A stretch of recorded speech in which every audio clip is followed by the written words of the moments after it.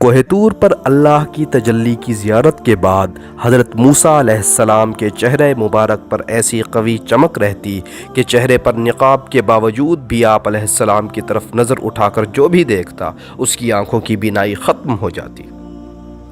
آپ علیہ السلام نے حق تعالیٰ سے عرض کیا کہ مجھے ایسا نقاب عطا فرمائیے جو اس قوی نور کا سطر بن جائے اور آپ کی مخلوق کی آنکھوں کو نقصان نہ پہنچے۔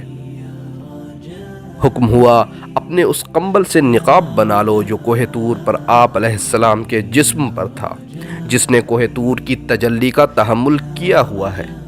اس کمبل کے علاوہ اے موسیٰ، اگر کوہ قاف بھی آپ علیہ السلام کے چہرے کی تجلی بند کرنے کو آ جائے تو وہ بھی کوہ طور کی طرح پھٹ جائے گا۔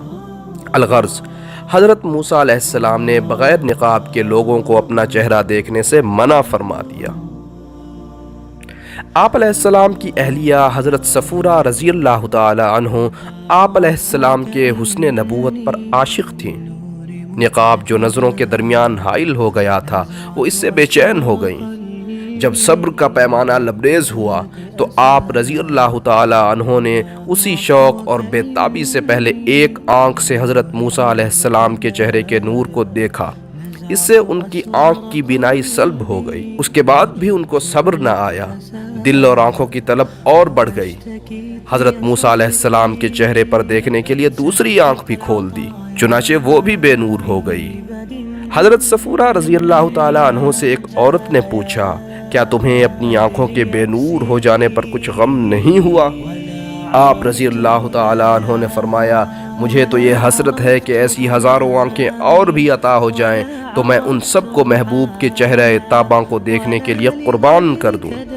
میری آنکھوں سے نور تو چلا گیا مگر آنکھوں کے حلقے میں حضرت موسیٰ علیہ السلام کے چہرے کا خاص نور سما گیا ہے۔ حق تعالیٰ کو حضرت صفورہ رضی اللہ تعالی عنہ کی یہ سچی چاہت پسند آ گئی۔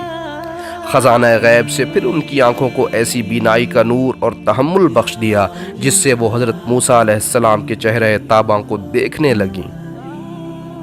طلب صادق ہو تو خدا کی مدد ضرور پہنچتی ہے۔